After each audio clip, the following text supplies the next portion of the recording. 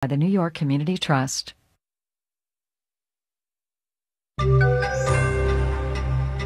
Is it legal to put the brakes on an online stock frenzy? Marketplace Morning Report is supported by C3.ai. C3.ai software enables organizations to use artificial intelligence at enterprise scale, solving previously unsolvable business problems. Learn more at C3.ai. And by Indeed, committed to delivering quality candidates so businesses can focus on interviewing people with the skills they need. Learn more at Indeed.com/credit. I'm David Brancaccio. The gyrations continue with stocks that had been shunned but are now embraced by individual investors after shares of the video game retailer GameStop closed down 44% yesterday. They're up 100% in overnight trading at the moment. Marketplace's Nova Safo is continuing to follow one of our big market stories of the week. Where are we? Well, we're heading back to where we were before yesterday, sort of, David. Yesterday, depending on which online platform they were using, individual traders could sell or hold, but not buy GameStop, AMC, and some of the other stocks that have been in individual traders' crosshairs. Today, Robinhood said it will once again allow limited purchases, and another online brokerage, Interactive Brokers, says it'll lift restrictions as well. Now, some see restrictions as prudent. They have infuriated others. What's the logic for them? Well, the brokerages say they had to do it because clearing a trade for a customer means brokerages putting up a bunch of money in the short term, and it was basically getting too expensive. Robinhood reportedly even borrowed hundreds of millions of dollars, tapping into its lines of credit. But the result of the restrictions was that some people could freely trade, others couldn't. And we spoke about the legal implications of that with Jill Fish. She's a securities law professor at the University of Pennsylvania. It's a little bit problematic to think about banning customers from some brokerage firms from trading the stock while others are free to do so.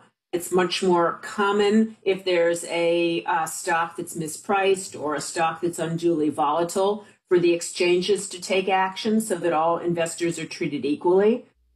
And so to get at those concerns, Democrats in the House and Senate are planning hearings, David. All right. The Dow future now down 99 points, 0.3%.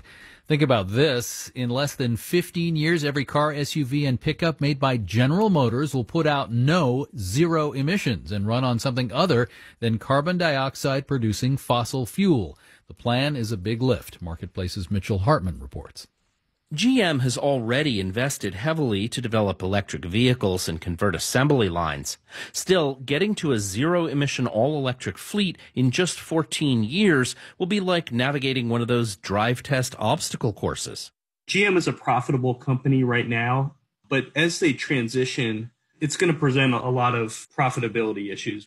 Garrett Nelson at CFRA Research says GM's track record isn't great.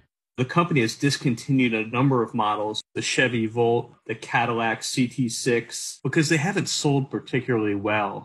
But he says Tesla's breakout success selling electric vehicles is driving GM to double down. Kristen Gicek at the Center for Automotive Research says GM's got company. All of the automakers are talking about cleaning their operations and unveiling a whole range of electric and electrified models. She says they have to meet climate change goals from governments worldwide. I'm Mitchell Hartman for Marketplace.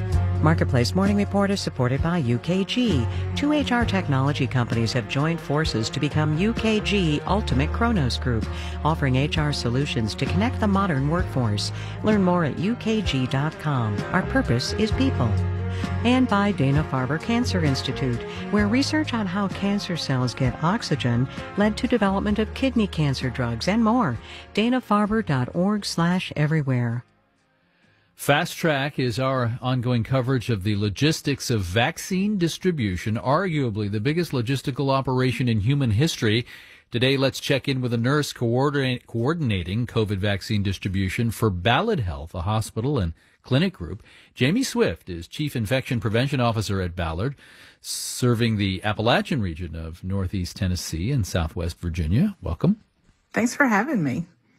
You have people 75 and older coming in now for their second booster shot. Tell me about a day in your life as you work to make that happen.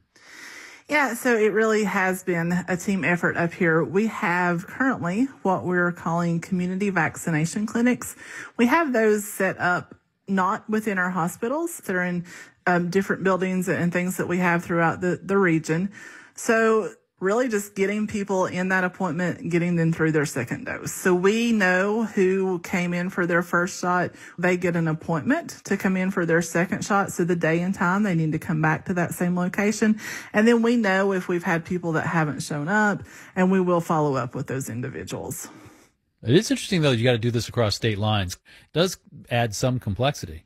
Yeah, it is very different. So they're even in different phases. So Virginia is 65 and up. Tennessee is still 75 and up. Some are doing teachers, some are not. So it really is very different messaging. Even though we're one organization, our sites are having to operate very differently as we follow the lead of the state health departments.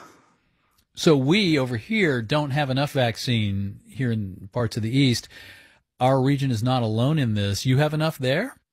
We do not. The demand far outweighs the supply at this point. So, at this point, we're honestly having to stand down our community vaccination clinics until we get more vaccines. So we're finishing the second doses. Those come automatically. We're finishing those second. We just don't have any more first doses to offer in those clinics. So we are having to pull back on the community vaccination clinics in Tennessee. In Virginia, we're still able to keep those two sites open.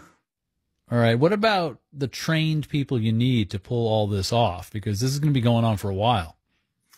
It is. When we opened these community vaccination clinics, we actually reached out to several of our retired nurses. We've hired them back to just come in, work a few hours each day and give vaccines. And that's been a great partnership with some of those nurses who were more than willing to help, but had retired and moved on and not really working at the bedside anymore. Jamie Swift, RN, is Chief Infection Prevention Officer at Ballad Health in the Appalachian region, where Northeast Tennessee and Southwest Virginia come together. Thank you very much. Thank you. Today we also hear from an intensive care unit nurse in California dealing with the multiple stresses of losing family and losing patients during this pandemic. I'm David Brancaccio, Marketplace Morning Report from APM, American Public Media.